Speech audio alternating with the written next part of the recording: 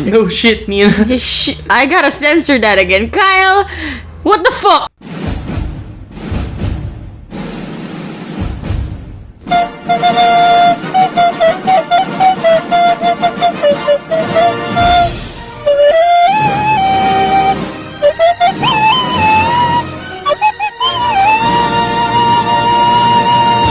Hello everyone, welcome to another episode of Debatable with your hosts Nina and Kyle. I'm Kyle. I'm Nina. For this episode, it's gonna be a special one because we're celebrating the fact that we've been here for 3 months. Yeah, we've been doing this podcast for 3 months now, and we've just been so overwhelmed with all your support and all the love this podcast has been receiving from debaters and non-debaters alike. So today we've been kind of drinking, and for our special episode, we sort of wanted to prep in this intoxicated state because we're kind of good at it, for one. But more importantly, we've been gathering very special motions that we've either made up out of the blue or strange motions that we've encountered in multiple tournaments in the past. Yes. But we also noticed that in this podcast, we haven't spent a lot of episodes prepping stuff. Yeah, and we've been getting requests for it. And we realized a lot of people just like listening to Kyle and I ramble. And what is the best time to ramble? It's drinking time. Yes. So for today, we're going to turn our case drinking sessions into like a drinking game. Mm-hmm. So basically, we're going to drink every time we talk about a new motion. And we're also going to drink every time we make a new argument. Really? Every argument? Yeah. Prepare to get wrecked, Nino, with your 8 arguments per speech. I'm not gonna prep that well then if that's the rule. Yeah, so this is gonna be so fun. We have how many motions today? We have 8 motions. Yes. Okay. And these are motions we've actually received from you. So I hope you're ready. The first set that we're gonna tackle now is the set I tweeted jokingly a few days back. So I joked that these were motions we planned to release in PIDC. Though obviously we didn't. The first motion is very basic, like it's been a joke motion that has been released actually seriously recently, and people just started joking about it. So it's this house would ban Zeus. And then the second motion is this house would ban Zeus. As in the Greek god. And then last motion is this house would ban Zeus. As in the author. Yeah. The Cat in the Hat. Yeah. Yeah, so since these are 3 motions, you have to drink thrice now. Maybe can we drink after we prep each motion? No. Fine, let's drink. I don't like this. She says as she downs a drink. Yeah, you have to keep talking while I'm downing this drink. Come on. So we're going to be vetoing. Okay. Because it's a set. Actually, it's the only set we have for this episode. Yeah. That's because, like, obviously... How would we do this? So this house would ban Zeus. Zeus and Zeus. I think it's so easy to just ban Zeus, the god. Yeah. He was a very misogynistic prick. And he raped a lot of women. Oof. And he was so early. And he was very mean to his own wife. Yeah. And his own children. But to be fair, Hera, like, she's not exactly a good person either. Yeah. She hypnotized Hercules to killing his own wife and children. Yeah. Yeah, so I guess... what if they ask us though in opposition? Are you willing to ban all gods because all of them are mean? Yes. Yeah. I'd like a world without religion. Whoa.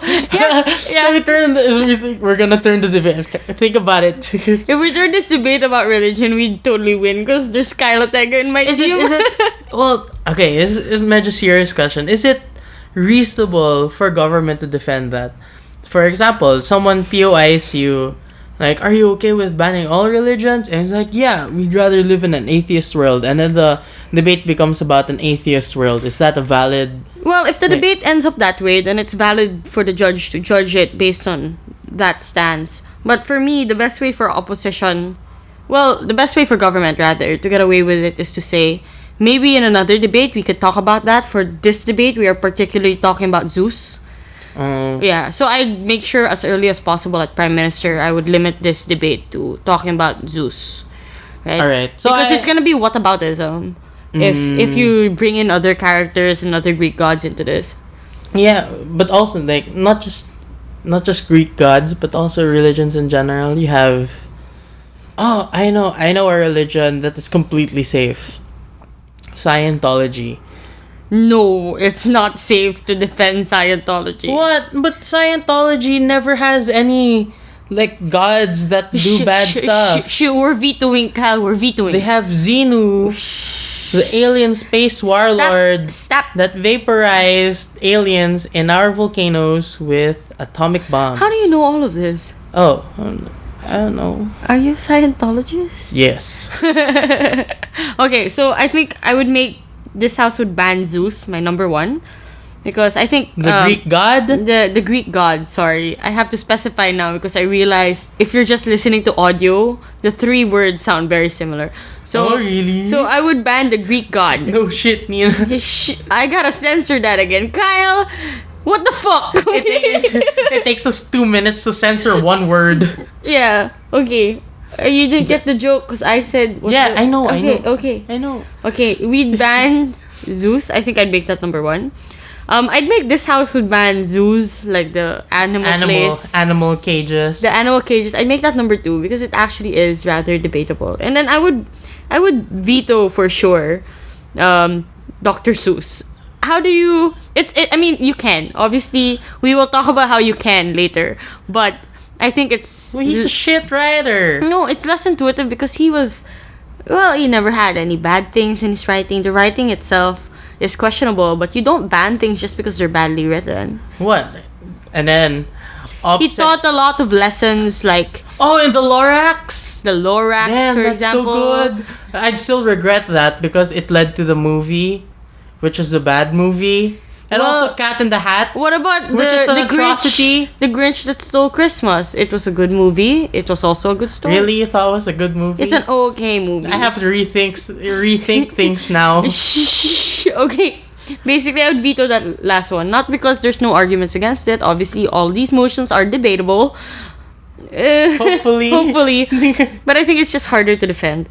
If I was in opposition, I'd reverse everything. So if it was a perfect veto, everyone would be debating about... The animal cages. Yeah, which is kind of boring because we've seen this motion done so many times. When I taught in Korea a few days back, Welcome thank you. I had to teach this motion actually to a bunch of middle schoolers. So it is debatable. It's a very classic motion. Teach it to me, Nina. The zoos thing? Okay, Zoos. so let's prep that first. Alright, let's prep it first. But first, a drink. Cheers. Cheers. Okay, so how would you define zoos? Places where people go to watch animals. How is that different from a safari? An enclosed space where people go to watch animals. Animals that are kept in confined spaces within the same facility. Because if you said enclosed space, it could still mean it could be the safari still. Yeah, safaris or maybe like preservation zones. Yeah. Yes, exactly. So I'd make sure that when I define zoos, I would be very clear to say that it's a infrastructure that contains multiple animals in spaces that are smaller than the preferred or suggested spaces to provide for these animals. Totoo. So what if there is a zoo, like essentially a zoo, but the quote-unquote cages or the enclosures are big enough that it might as well be a safari? No, but I would say that the fact that a zoo includes so many different animals at a time means that there are at least certain animals that are not in their natural habitat. Oh yeah, I see. Yeah, but in a safari, most of the animals you have there are from that habitat. So if you're in an African safari, you'll see lions, leopards, lemurs, etc. Yeah. So when do you think Jesus goes there? Doesn't he heal leopards? Cricket noise. You're drunk, Kyle. Go home. We're recording in my room. I'll go home. Goodbye. Okay, so that's how we'll define zoos. I think the intuitive gov thing is to talk about animal rights, obviously. Yeah. So I would argue that that's not their natural habitat. You're actively harming animals. No matter how good the facility is, you And are then- still stripping them of certain rights. You are stripping them of their capacity to learn hunting, to learn in their natural habitat. Because if anything, a lot of animals give birth in zoos. And those animals are raised in those zoos. And Yeah, therefore... but so what? They're animals. I mean, as humans, we have the right to. I mean, we supposedly have higher rights compared to animals because we're sentient. I mean, if it were like a rock, and the rock isn't aware of its own consciousness or its own existence, like you can throw the rock wherever you want. I think What makes animals I'd different? negate that animals are not aware of their own sentience. I'm pretty sure certain animals are very smart, like apes, and a lot of apes exist in Yeah, zoos. okay, fine. How about let's exclude apes? Let's not have monkeys. In this zoo. Oh wait, okay, fine. Apes and monkeys are different, but Yes. let's remove monkeys and apes From the zoo. from the zoo. Then Also I would dolphins. argue that it's because we have the most sentience that we have the moral obligation to care for others who have life, who may not be aware of their own sentience. But why? Are you also against like slaughterhouses? You could argue that if you want to go very hardline. Yeah, and then the debate becomes about vegetarianism. I mean, yeah, they're all closely related. If you argue animal rights, to some degree, you will have to defend extremity. But for this debate, I would say that, again, my best cop-out and my best response would be, if it's a debate about vegetarianism, we'll have that in another motion. But for now, we're talking about zoos, particularly and specifically. All right.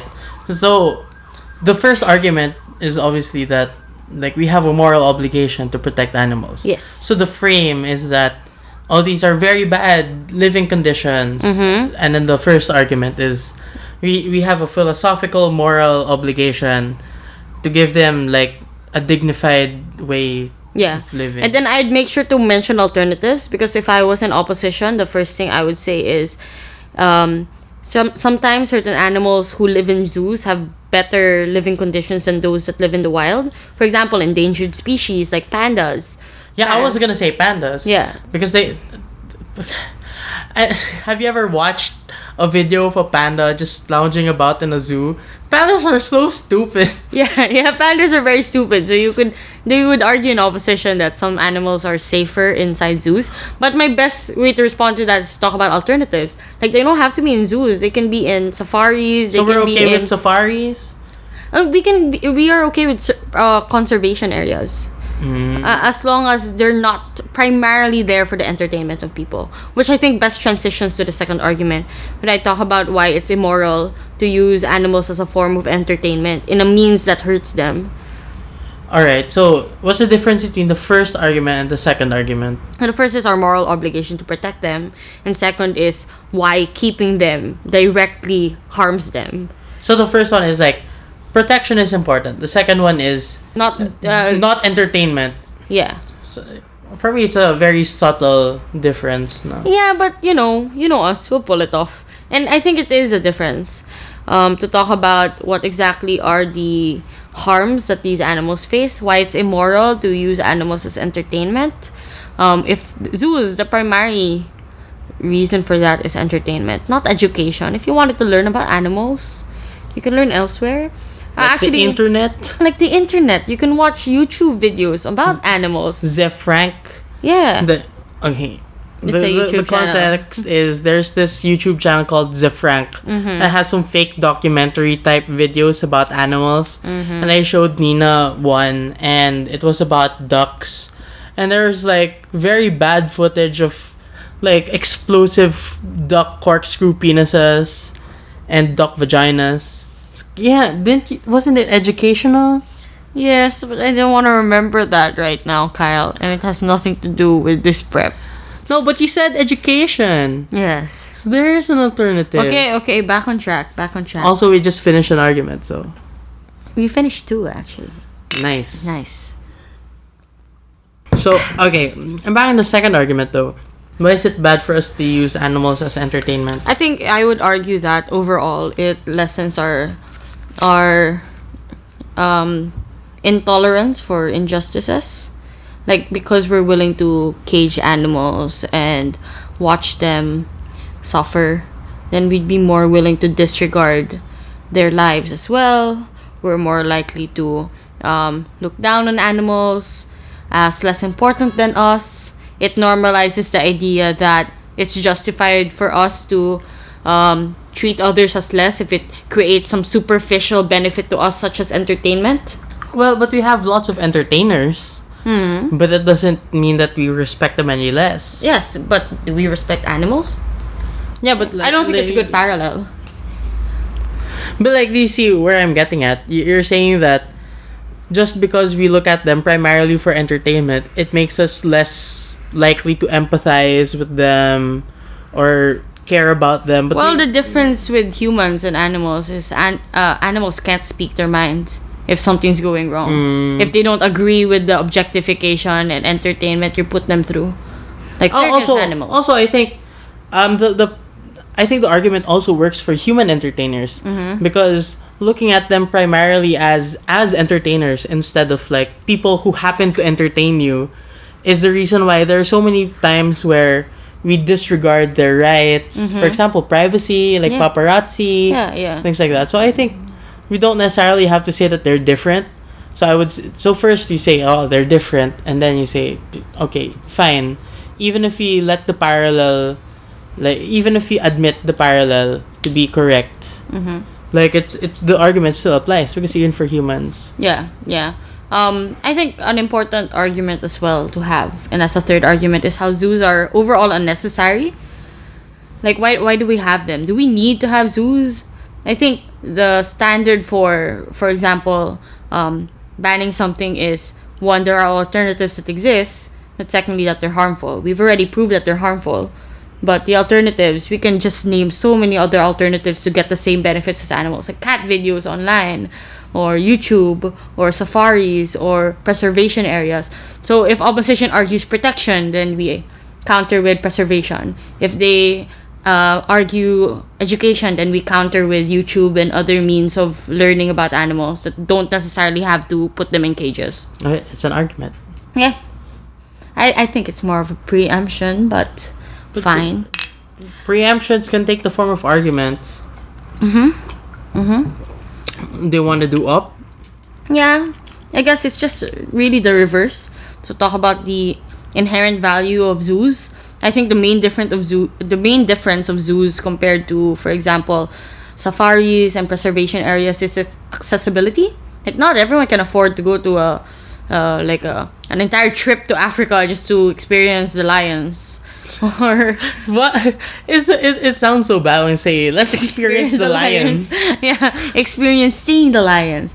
Or it's still different to watch a video compared to seeing them live, because, for example, there are certain things you can only see and learn when you are in the presence of of animals. For example, scale. You watch so many videos of elephants, but it's only when you really see an elephant in real life that you realize, like, what they are, how big they are, how, like, magnificent they may be, right? Yeah. So I would say that there's a unique value that's provided by zoos. And then if they argue bad living conditions, then obviously I would say that's not an argument against zoos. It's just implementation. Yeah, and we can create policies in opposition that better the lives of animals. I also have a joke rebuttal. Because what if someone says, you don't even learn anything from zoos? It's like, yeah, of course we do. We learn how lions look like when they're depressed.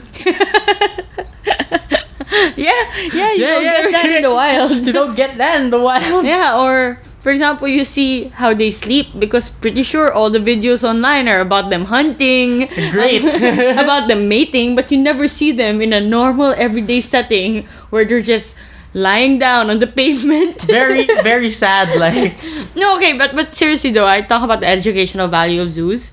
I'd also talk about how the harms are not inherent to zoos and just its implementation. And I would obviously have a moral argument as well against the moral obligation thing. Yes. And to say that, given that we're the most sentient of beings, we should have the right to do what we can within the confines of what's acceptable by the law. Right? So as long as we're not murdering them or harming them, then it should be acceptable that we manage to use them to benefit us one way or another. Yeah, and even if we're talking about, like, more sentient animals, I think the argument still applies. Like, as humans, and we have more smarts, we have bigger brains. Yeah. Like, I would still say that we, just by that fact, we have the right to sort of like expand our own horizons. Because, like, I would say actually that as humans, our first responsibility and obligation is for the betterment of our own species. Yep. That sounds so racist. Yeah, it does. But there's a way to do it with finesse, and you just gotta hope that government doesn't make the parallel with that and racism. We're done with that. No, I have one last argument. It's also very important about zoos. I thought of this while I was trying to teach this to the kids. The fact that it raises awareness for these animals. For example, I'm more likely to donate and to care about their causes if I've seen them in person compared to just learning about them.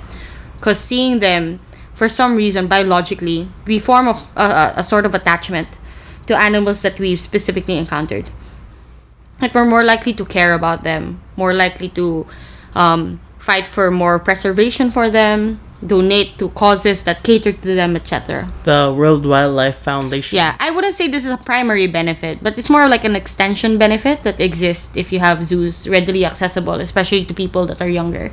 Yep, that's an argument. Okay, we're done with this motion.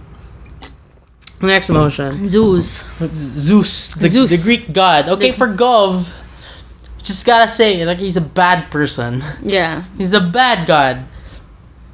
That's it. That's basically the entire thing. And then you just create separate arguments for why he's bad. So he's a misogynist, he's a bad father, he's a rapist. My favorite story of Zeus is when he turned into a big swan and raped a woman. I forgot the name of the girl, but I just know that. Too.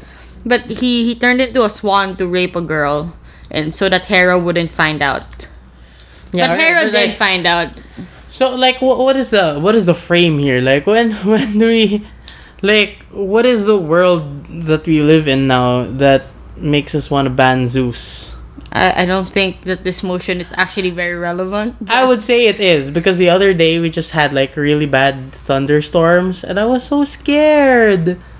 Freaking Zeus.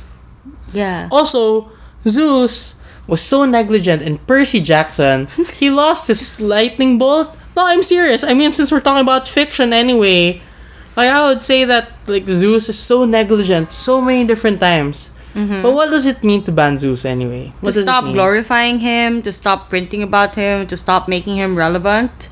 I'll also say, stop going here, man. Yeah. Stop. Maybe Stop. if he really existed, assuming he existed, we'd ban him from ever performing any of his duties as a god. But given that he's fiction, I would say the most we can do is ban his proliferation and relevance as a cultural figure. Yeah. Well, I mean, obviously, you have to talk about, like, his importance to certain contemporary culture. Yeah. For example, like he's integral to the culture that started philosophy. Mm-hmm. So, for example, in fact, it was because people got so tired of talking about Zeus that the first philosopher said, let's look at natural explanations for why the world works. Yeah. But that's more of a regrets motion, isn't it? Because you're looking back at what Zeus was able to contribute. But So we're not negating his contributions. We're talking about banning him now. All right. Let's think about, like, a parallelism that we can use right now. What if, like, we can compare this to a motion about banning literary pieces that glorify Marcos? Yeah, it's the same because And the difference is we already know that Marcos has caused more harm than good. Mm-hmm. But how about for Zeus? Like, can we say that he has done more harm than good? Like, I would say people still see him more as a good figure than a bad one. And that's exactly what's harmful. I would say that we're beyond the point where we can actually correct the narrative of Zeus because he's just so dominantly seen as a good figure that the only course of action we can take is to ban him. Because opposition might say, we can just actually lecture more about the horrible things that Zeus has done, the same way we can lecture about Marcos. But I would say that we're beyond the point of return. That we just gotta stop talking about him in general. So I remember after communism, like, what happened was like in Europe, they banned a lot of symbols that they associated with communism after the fall of Eastern European communism, and that was because like it was still so ingrained, and the victims were still like so hurt that they had to ban it. But they eventually lifted the ban. So maybe this could be a stopgap measure. Like we can ban like glorifying Zeus right now, and then maybe in the future we could reintroduce him back. Maybe, but that's a very soft stance, isn't it? Because you're banning him, but only temporarily. So why ban him in the first place? If you're conceding that there's a future where we can coexist with the narrative of Zeus. But that's it. I think that's pretty much all the arguments. I'm not expecting this to be a rich motion. It's just a motion you talk about with your friends while drinking, like right now. Hey, Kyle. Yeah. Yeah. But for Up, I think Up is pretty strong here. Say that you can't just ban a figure that's relevant. Maybe we can just concede that there are bad things done, but we cannot disregard the importance Zeus has played to a lot of societies, especially the first, municipalities, the first city-states, especially Yes. in Greece. Like a lot of their lives revolved around the importance of Zeus, and that's the reason we got democracy today. It's because of their belief in these gods. So to ban that would be to disregard our history and disregard the importance. Drink. Yeah. Drink. That's a lot. I mean, we Yeah. talked about a lot. I'm gonna die. This house would ban Zeus. The author. I don't have any gov cases for this, honestly. So, My gov case is that he is a literary hack. why? Okay, just like what Conan O'Brien said at his Dartmouth commencement address. The man ran for floozle with a snoozle.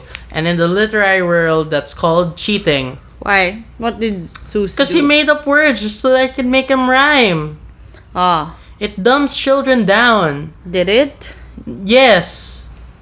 So I read Zeus when I was a kid, and now look at me. I'm talking about green eggs and ham in my sleep. you do? I don't know if you'll be fun at sleepovers or you'll be super fun at sleepovers. My op case here would be that. Wait, I'm not done with the gov case. Okay, gov case. I would also say, okay, first, he's bad writer. And then I would say, there are ways to talk about the Lorax and the environment without having to be a bad writer. And then third, I would also say, when obviously Op will say, oh, you can't just ban bad writing. Yeah. That's ridiculous. Yeah, that's what I'd say. Like, we Like, ban lang leave and stuff like Then I that. would say, yeah, go. Ban that shit. Ban it. Ban it. Okay, fine. You'll go hardline. No more Wattpad.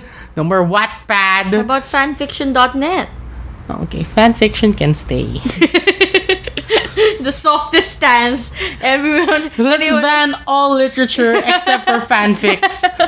Okay, up case is obviously that Dr. Seuss has revolutionized children's stories. He has obviously played an important role for those who grew up with Dr. Seuss. There's a lot of relevant material. I'd say that there's no grave harm that necessitates having a ban. I would also make fun at government for even like allowing this motion to be debated and not vetoing it. Like, I'm not sure. And also, on a more serious note, I said he rhymed for floozle with snoozle. Yeah. That's called cheating. But, well, there have been a lot of really great writers who do the same thing. For Shakespeare. Yeah, Shakespeare did that. Lewis Carroll did that in Alice in Wonderland. And who wrote Clockwork Orange? But Clockwork Orange did that as well. Yeah. And then the reason why that works is a lot of the time language isn't about what the word means. Like what the single word in that like sentence means. Like what that single word means. It's about like context. So from a philosophy angle, what? We've been recording for 30 minutes. Yeah, from a philosophy angle, it's sort of playing with the confines of language. So even the silliest parts of Dr. Seuss still has literary and philosophical value at the end of the day. Yeah. I would say that, if anything, he's revolutionized writing by bending the rules a little bit. Yeah, so he got a lot of flack at the beginning because of what you said, like making up words, being called a hack, not taking writing seriously. But it's a form of evolution, and we should respect that. Okay, so that's the third motion. We're done with this set, finally. yeah. I think 30 minutes for 3 motions isn't bad, considering we're actually trying to prep. It's not bad. Like, we spent so much time on banning zoos. Because that's the actual debatable motion. Yeah, okay, that actually came out in the tournament. Yeah. Okay. The next one is from Gaston. Our dear friend Gaston from Hi. UPLB. Oh, Hello. he broke in UADC. Yeah, congratulations. You just heard. We cheered when you heard. I mean, yeah, UPLB won. I mean, Gaston has broken before in UA, I think. Yeah, but let's congratulate everyone. Yeah, we're every time. congratulating them. Yeah, so this motion is this house would make a hentai category for national artists. So when I saw this, like, he tweeted this at me, I was like, oh, there are 2 ways to define this motion. You can either say you're going to make like hentai artists into national artists, or you could also make a hentai category that features national artists. that second one's more fun. So I was saying, like, Gaston, if this is the wording, then it's gonna be messy. So, no. Yep, we suddenly care about the wording here on Debatable, talking about hentai. But let's do both. Okay. Okay, let's just start with the more boring one. You're really gonna cement yourself as the hentai person. I'm Kyle the hentai guy. Yeah, you're Kyle the hentai guy. Okay. So first let's make hentai artists into national artists. For government, and I'd rather just focus on government here. Okay. First we have to drink. Okay. Okay, so first, national artists in the Philippines. The thing about that is, in the past there have only been like several categories for national artists, but recently, those categories have been expanding. So just a few years ago, we had the very first national artist in fashion design. Wow. Yeah, so the reason for that is because what constitutes art that is nationally important is that there has to be it's malleable. Its value is malleable. Okay. So it's valuable for different people at different points in time. Mm-hmm. But the reason why I have a national artist for fashion design, and it's not like a yearly thing, or it's not often that you get one. You've only had one. Mm-hmm. It's because like you have this category which is sort of a catch-all for all of the other like semi-categories. Okay. And it's so what I would argue is that what is nationally important in the form of art constantly changes. So the next argument, so the argument should be why hentai is suddenly so ubiquitous and so ingrained in our national consciousness. Okay, but I would say this is just a very general topic. It doesn't have to be the Philippines, because a lot of different cultures have so much hentai, even in their like prehistoric writings, like Japan, for example. The samurai scriptures sort of thing. They have. Are you talking about the fisherman's wife? Oh, it's different. Yeah, that's different. But that's another thing. Yeah. The very first tentacle hentai was this ink wash painting in Japan. Oh my god, I know too much. You know too much about Dream of topics. the Fisherman's Wife, where Okay. she was having sex with an octopus. Yeah. Yeah, so I agree with you that so many different cultures have hentai. And I would also argue that it removes the taboo placed on hentai, which I think is important to remove, because discussions of sex and discussions of sexual fantasies are just as important as like realism. It's just as important as fantasy, because these are creations of our subconscious. If anything, this is a more primal means of understanding our subconscious, and should be seen as important as well. Yeah, and since it's national artists, we have to talk about its national importance. And well, to be fair, I would say that there's a lot of hentai that talks about like global issues. So like you already know about Metamorphosis Emergence Yes. by Shindo L. Yeah, you've been kind of recommending that to everyone. Yes. Yeah, it is so depressing. It's like 300 pages long, and it's about drug addiction. And there's another piece about the sex trade. There's another piece about how we consume animals and like we sort of commodify them. Like imagine if they were actual sentient people. I felt so bad when I read that. You can use this as matter for the banning zoos motion. So I would say that, well, at least for the Philippines, we don't have any prominent hentai artists. Well, there's one. Forget his name, but he made. They're on Pornhub, I think. Yeah. Anyway, so I would say that while there aren't any prominent hentai artists in the Philippines today, that might just be a function of us making it a taboo. Because I know so many people that are so good at drawing, like The human body. the human body And weird positions. and actual sex. Yeah. But because of that taboo, they don't get like the recognition that I think they deserve. Yeah, okay. So I think that's a good case. Upcase is just basically it's unnecessary. It promotes promiscuity. It's not the most important thing. It might drive attention away from more important things of national significance, etc. I think this is basically more boring for opposition because it's more of the intuitive things. It's more fun to gov, really. Well, I would also say that on your first point was that it's unnecessary. Yeah. And I actually do agree with you that it is unnecessary. Because if you're talking about, for instance, you like make hentai, like it's a doujinshi, it's self-published, that could be considered part of literature. Mm-hmm. Since you already like sort of treat graphic novels as part of literature, you already treat these art house sort of raunchy types of movies as just part of cinematography. Yeah. Yeah, so I think that they're already unnecessary. The category is already unnecessary because We have many alternatives. if that piece of art is so nationally important, they don't need to make a category. Just give them the already existing award. Yeah. And I would say that like it sort of cheapens like the hentai category as a whole when you make a special category just for them. Yeah, I think it would limit actually the kind of hentai that's presented, because if there's an award that you can gain from it, won't you just do things that are generally popular, generally going to get you that award? Yeah, so it's like Oscar bait but for national artists. Yeah, Oscar baiting. Yeah.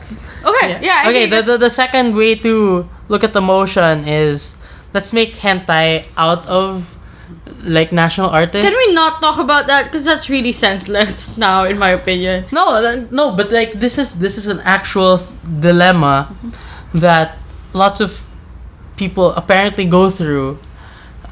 So I know this person. I know several people that I can't name for their security, but I know them, and they first met each other through like message boards online where they sexualize national heroes. So How do you know these things? Okay. After Henry Luna, there was this huge like fangirl craze over like Bonifacio, Mabini, etc. And there's so much fan fiction online about like all these national heroes just having sex with each other, and it was a big dilemma for us because on one hand, well, that means people are interested about like these national heroes. Yeah, I guess And you then could because say. you can't make quality fan fiction about someone's life without actually knowing that person's life. Oh, so it encourages people to learn more about these artists? I'm not even kidding. That's exactly what happens. Okay. But on the other hand, is it right that we sexualize them? Like, is it right that we look at we look at Emilio Aguinaldo as a sex god, for example? I don't think we should be sexualizing anyone, actually. So I would be hardline against it. So you'd be hardline against sexualization in general. Yeah. Yeah. And I would say that like it's important for us to like recognize that these people are actually sexual beings also. Okay. Yeah, and I don't know, just sort of Humanize them. Yeah, humanize them. And it's like you have so many different ways of humanizing them.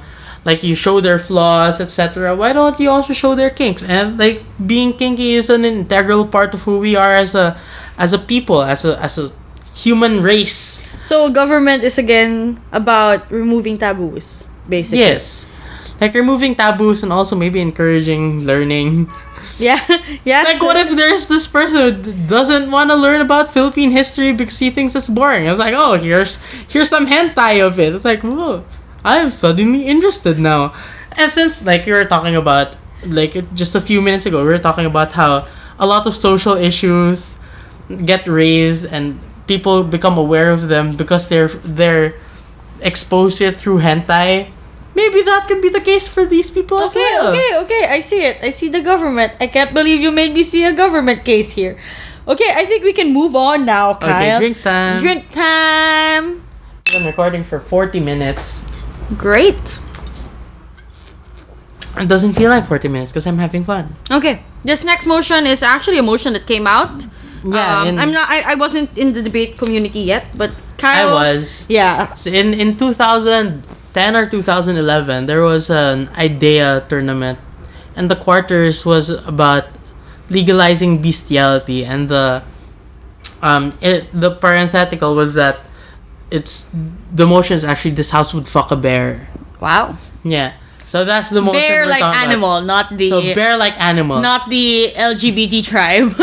So just like the past motion, the previous motion, we're gonna look at it as bestiality and also having sex with a large bear, hairy, mammal, gay person. No, I don't think there's any op against the LGBT tribe really.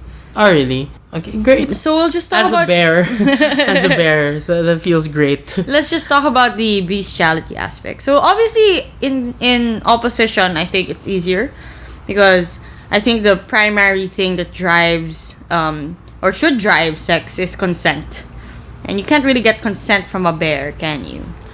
Maybe in assuming the technology exists, this house would fuck a bear. Wait a minute. With consent. That's another motion. So bears cannot consent at all. Like the animal bear cannot consent at all. Yes. Can it make any other rational decision? Nope. It's not sentient? It's sentient to a degree. Where are you going with this? How is it different from having sex with a sex toy? Because a sex toy doesn't consent. But it's because it literally cannot consent. But it's not sentient enough when you to fuck consent a bear, at all. you're harming a living being. Alright, fine. Right? Fine. Let's So not harm. Are you saying that things. vibrators are oppressed? I don't know, man. Have you never watched Toy Story before? Oh my god. That just opens up a new debate altogether. Toy Story 5, everyone. Andy's in college. Stop. Andy's in college. Okay, stop. Okay. I don't know how to run this motion and I can't believe it actually came out. How do you defend bestiality? Yeah. No, I would still say that like we're sentient, you're not. We can do anything that you want with you because it's our right. Like that sounds like a Meninist argument right there. We have the right to do it. We're higher than you on the food chain, etc. We think you don't like, and you would even say like, okay, fine. Even if bears can feel pain, they don't have the mental capacity to process that pain into anything meaningful. Okay. So their lives are devoid of meaning. Except like in functional ways to the environment, ecology, in ways that they're not even aware of. That's true. So why is it bad for us not to like they don't get meaning from their existence? Why can't we derive meaning from their existence? Wow, that's deep philo right there. Yeah. Okay. Having sex with bears. Philosophy? It's philosophical.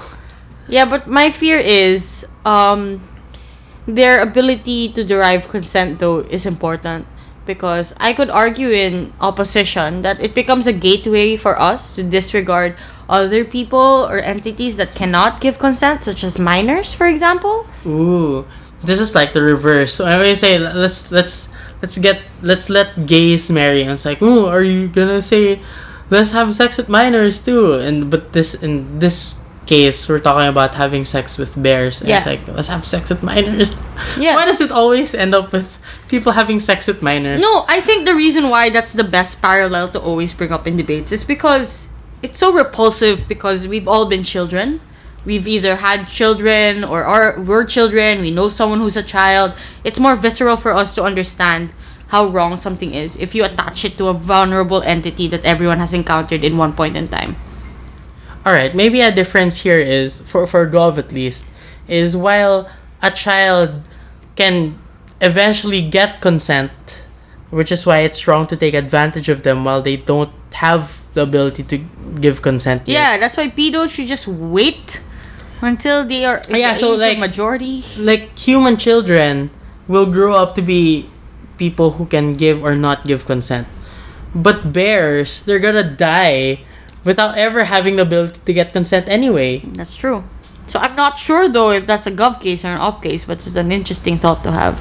No, but I would say, like, there is actually no harm here. Because even if you just leave it alone, it won't be able to give or not give consent anyway. That's true. Okay, just to clarify, I do not personally believe that we should have sex with animals or bears or whatever. I don't think you need to make that disclaimer, but I'm kind of happy that you did anyway. Yeah, because I feel like I made a convincing point there. Okay, yeah, don't have sex with bears is our point here. So we're done with the fifth motion. Congratulations, Kyle. Next motion is actually a motion that came out again.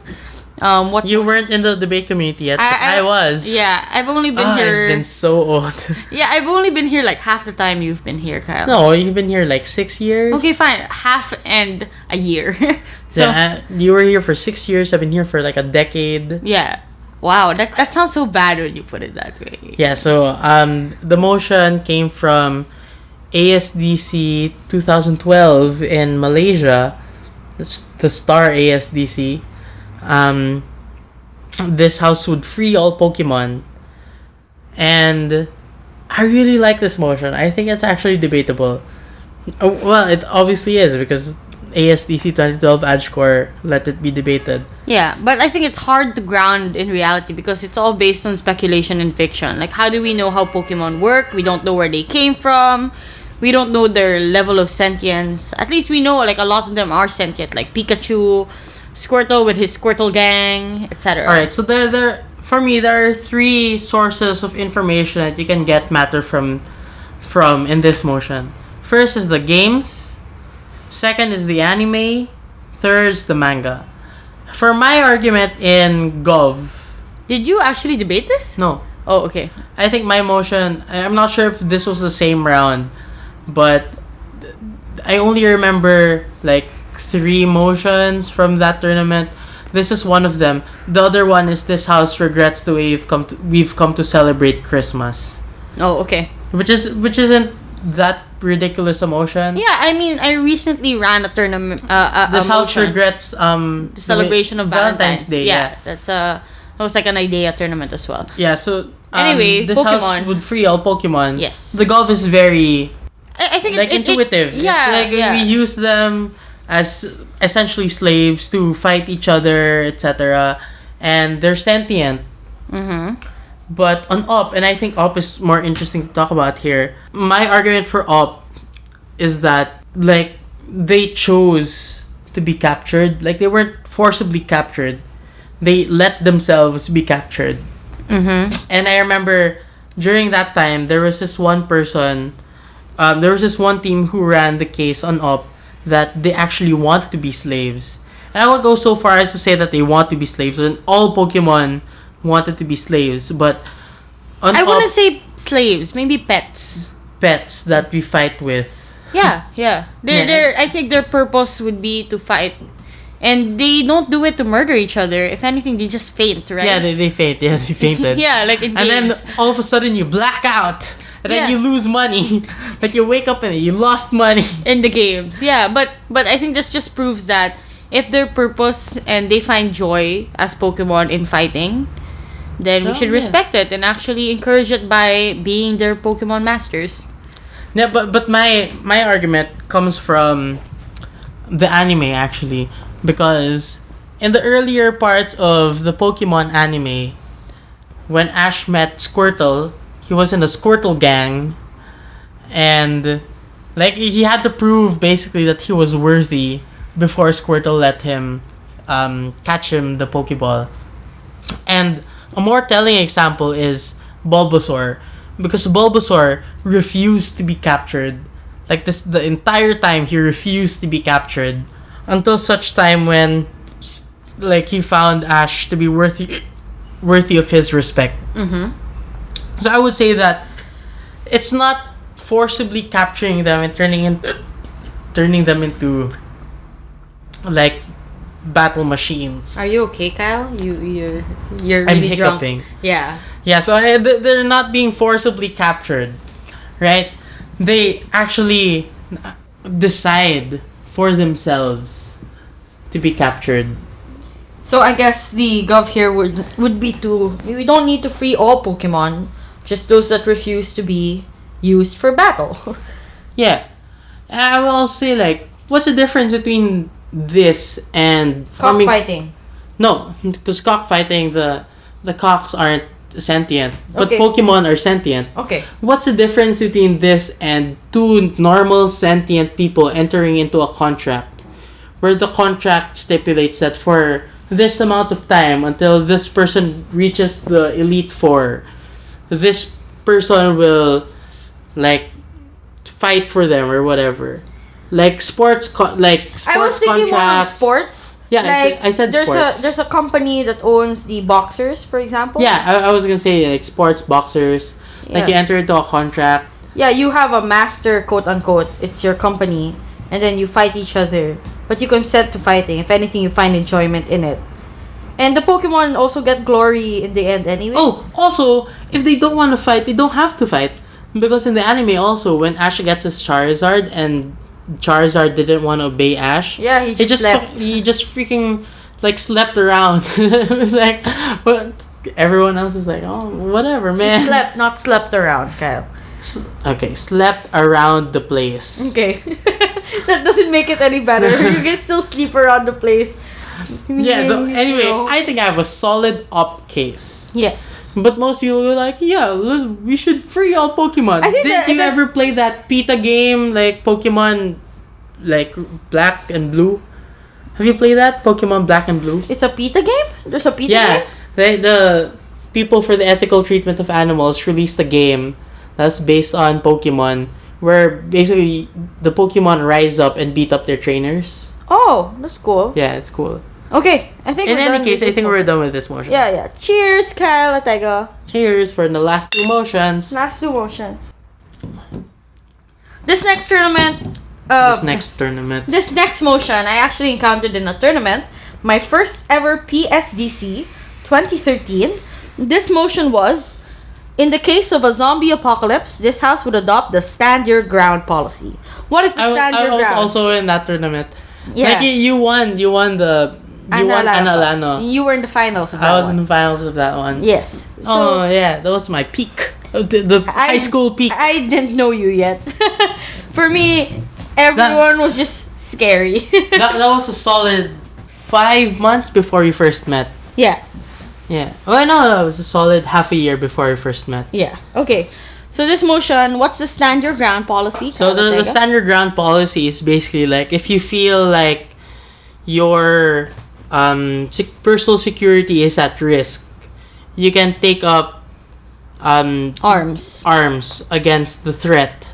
So this was controversial in the United States because a lot of predominantly white neighborhoods felt threatened by black people who were just there, and then they ended up killing the black people. Mm-hmm.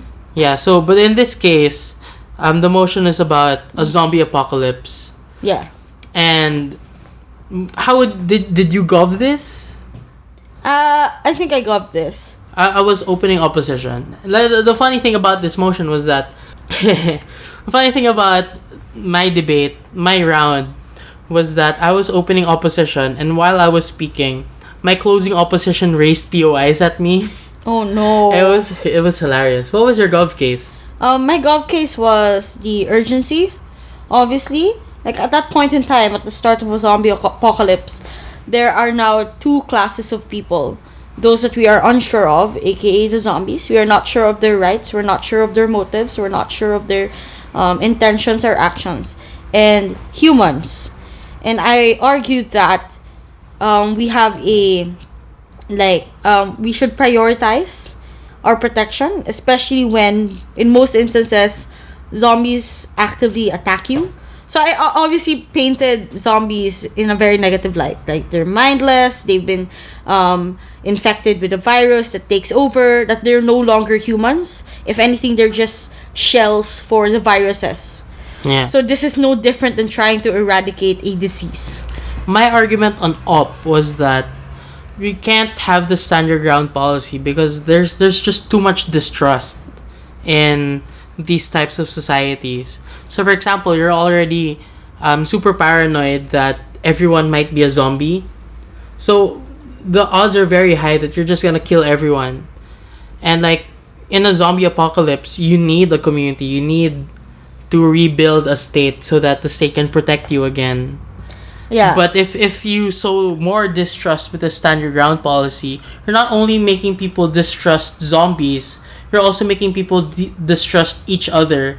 And it's more likely that people are going to assume that another person is a zombie just because that person is unknown to the shooter, for example. So it creates a lot of distrust, and it makes society as a whole even more unstable. I remember my opposition also running the same thing, like the act of distrust, like the chaotic society, etc. But my argument in government is we'd rather have that than a society that actively gives zombies second chances and maybe eradicate in the future. So it's a short-term versus long-term thing. Obviously, your argument in opposition is long-term. You'd want to see them as, like, give them benefit of the doubt, ensure that we protect each other. We're weaker when we don't trust anybody. We're more willing to make killing each other the first resort rather than the last resort. Yeah.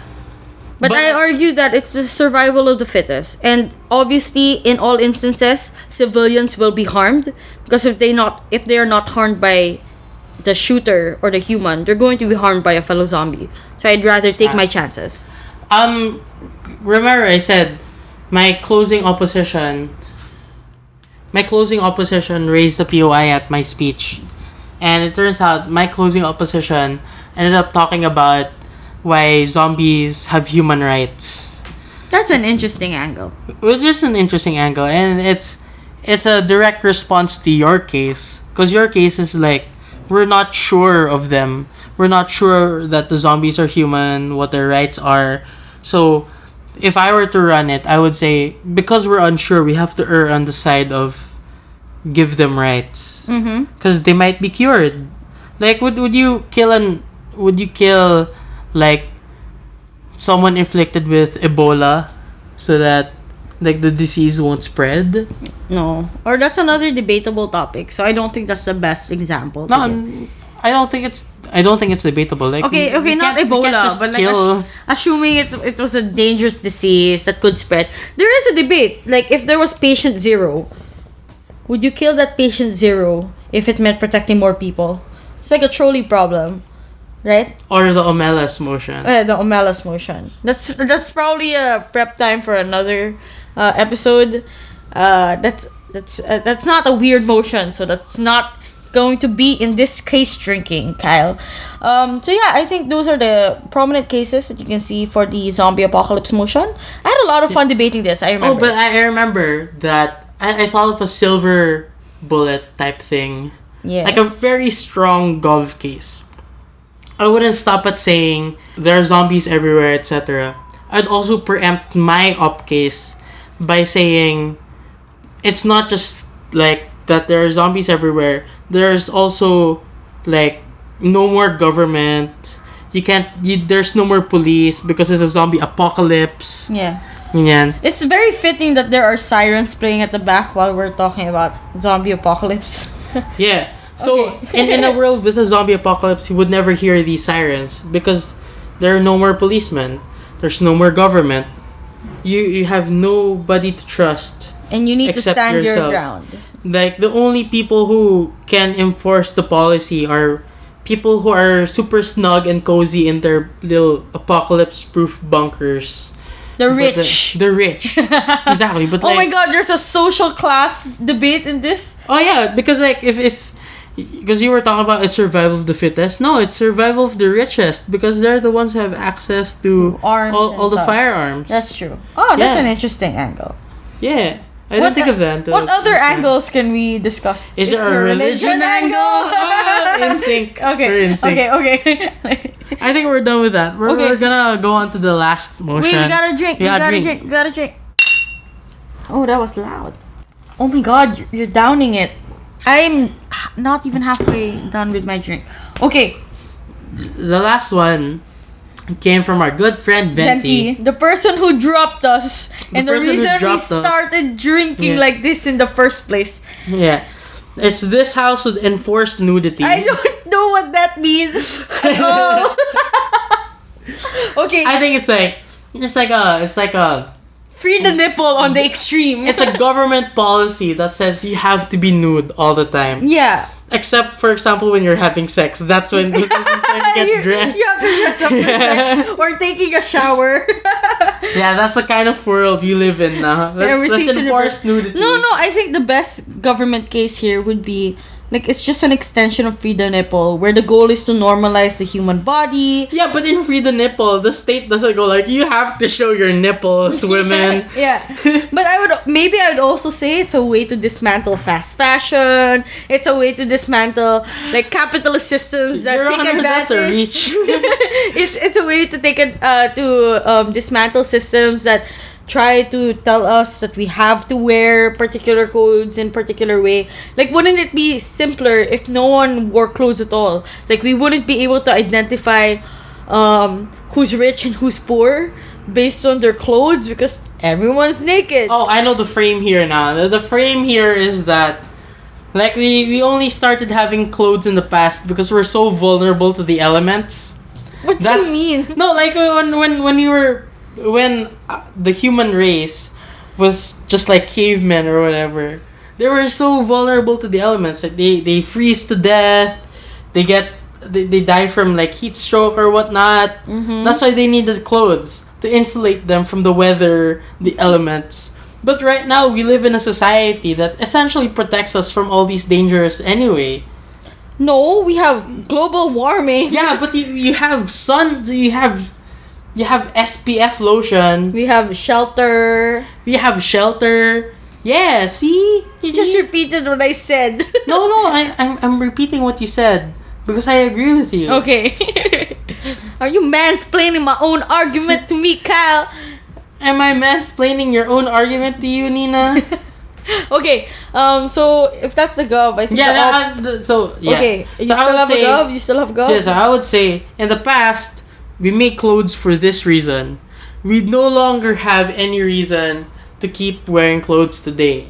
Okay, I think we're forgetting an important element of this motion: the fact that it's a policy.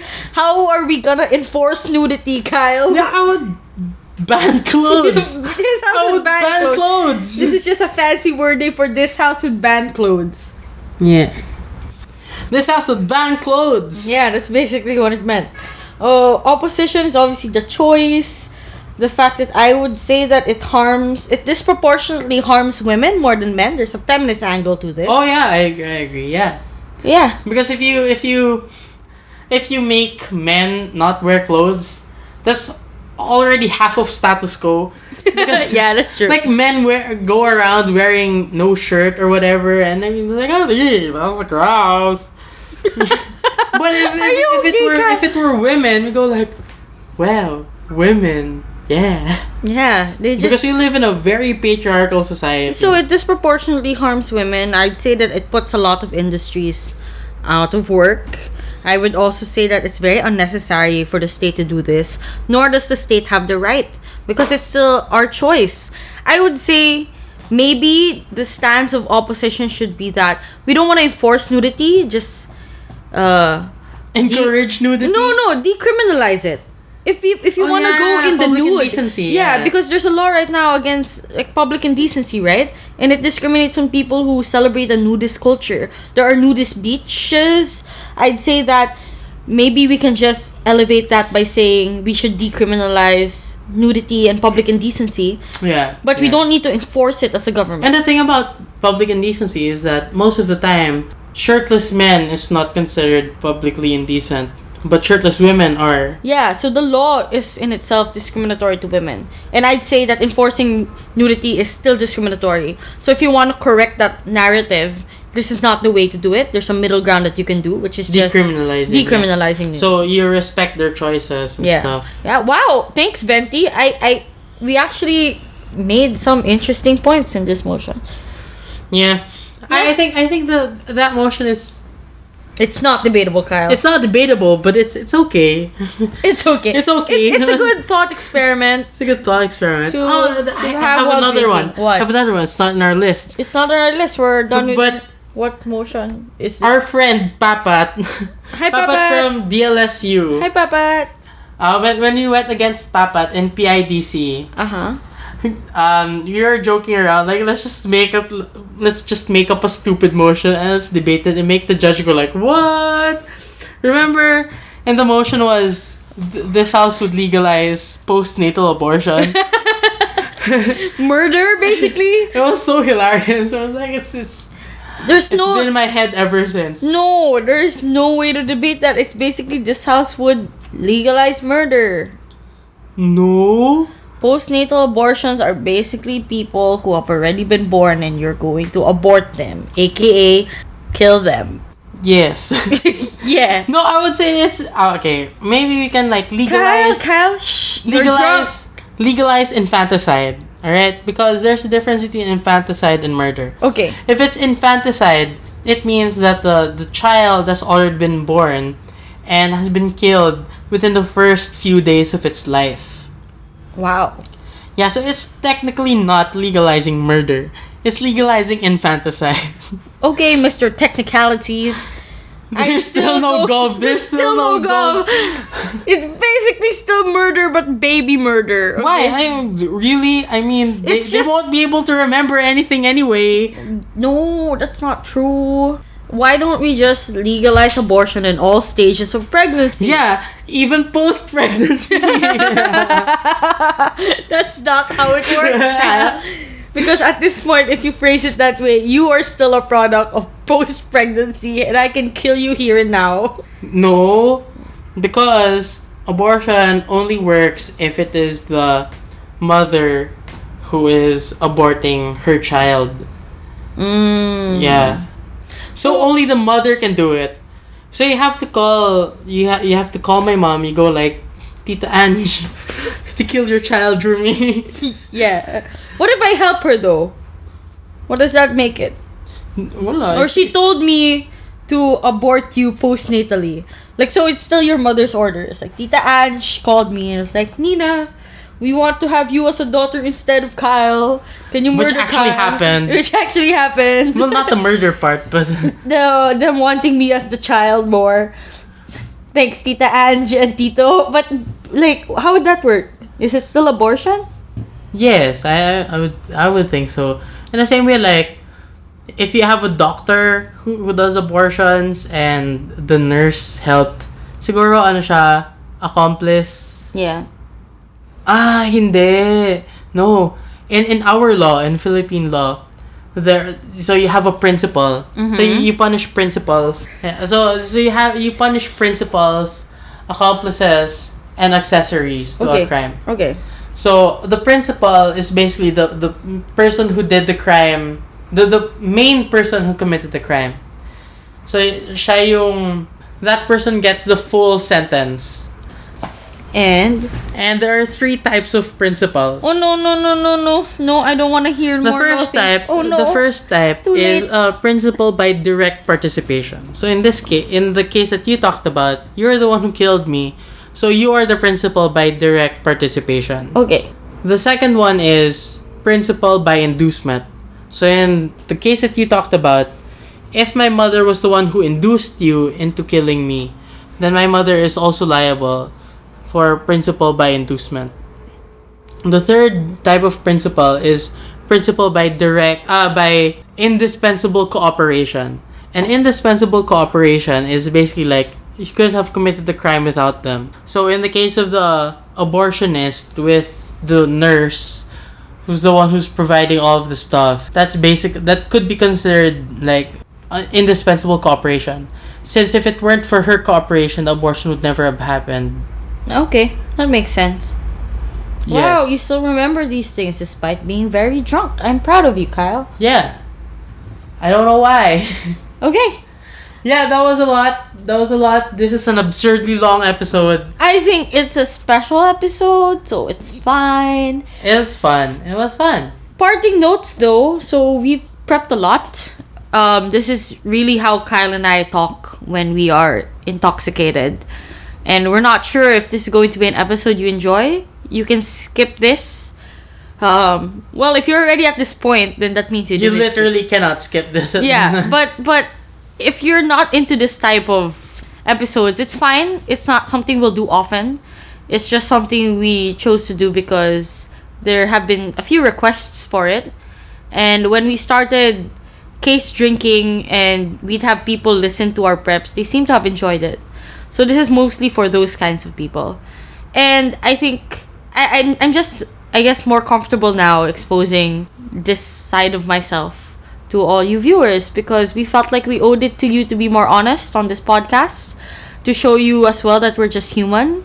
We've been receiving so many messages that make us seem like we're gods in debate, but we're not. We're just people who enjoy what we do. We just have a lot of ideas we want to share.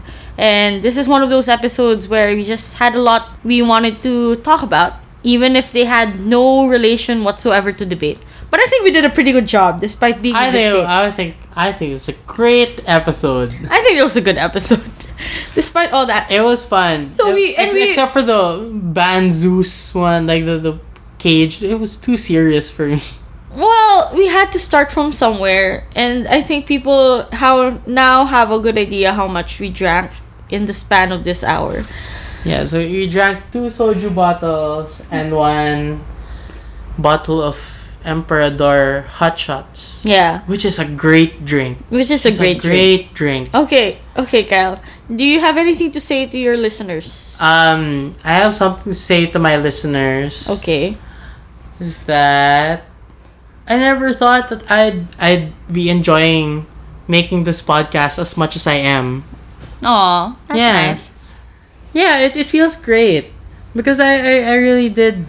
I really appreciate how much everyone tells me how much we're helping them. Yeah. Yeah. During PIDC, a lot of people have been approaching both of us, telling us how grateful they are for this series. Yeah, and then one of our fans put our sticker on the back of her phone. Oh, wow. And then she sent me a DM of the photo of her phone, and I almost cried. Oh, because it was so sweet. It was so sweet because we autographed it and everything. Yeah. We told her to be stronger than yesterday. It's all our these mantra. different things. Yeah, so great. Yeah, so thank you so much. We're having fun because you seem to be having fun, and I think that overall this podcast project of ours is a success, and we can't wait to give you more episodes. Perhaps we'll do this on our 30th episode again, because we really do plan on making more. We apologize again that we haven't been uploading as often as we've been wanting to. We're both busy, so yeah, but mostly me. That's mostly my fault. I've been abroad a lot of these days because I'm sort of working abroad now, so I only get to really do this when I'm home here and with Kyle. So we look forward though to more episodes to come, more case drinkings, and more normal case buildings. So if you enjoyed this episode, let us know. If there were parts you didn't like, let us know. If you want us to stop making this podcast, let us know as well. We want to hear everyone's opinions. Yeah, because if you want us to stop making the podcast, let us know so we can take a break. So we can promptly say no. Who are you? Yeah, but basically we are only doing this because people benefit from it. If you aren't benefiting from it, then let us know. If there are better ways for us to do what we want to do, let us know. Because in the end, what we do is for you. We don't really benefit much from this. Because we're kind of retiring soon. I'm retired. Kyle is... I have been retired for a year. Yeah, and we're doing this out of love. Yeah. So thanks for much... blah, blah, blah, blah. I'm really drunk. Thanks so much for listening to this special episode of Debatable. I'm Nina. I'm Kyle. And we'll see you in the next and hopefully more serious one. Bye-bye. Bye-bye.